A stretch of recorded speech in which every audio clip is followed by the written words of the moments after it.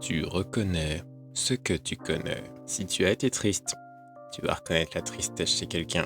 Si tu as déjà été en colère, tu vas repérer la colère chez quelqu'un. Si tu as déjà été dépressif, tu peux voir les signes de dépression chez quelqu'un. Si tu as été suicidaire, tu vas voir les signes suicidaires chez quelqu'un. Tu vas voir les symptômes, tu vas reconnaître les signes. Si tu as déjà été méga heureux, tu vas reconnaître ça chez quelqu'un. Si tu as déjà été ou si tu as déjà connu un indicateur, de même, tu vas reconnaître facilement les mensonges, les joueurs de flûte, etc.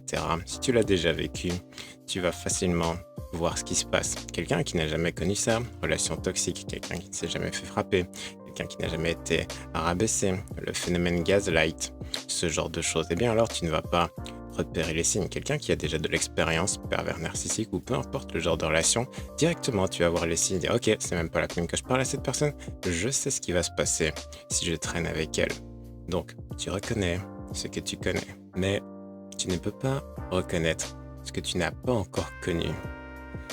C'est pour ça que, par exemple, tu peux être quelque part, dans une bibliothèque, un magasin, peu importe, supermarché, et être à côté de quelqu'un qui est en train de regarder tranquillement son article, et sans le savoir, cette personne est peut-être la plus heureuse du monde et son taux de béatitude est vraiment au maximum.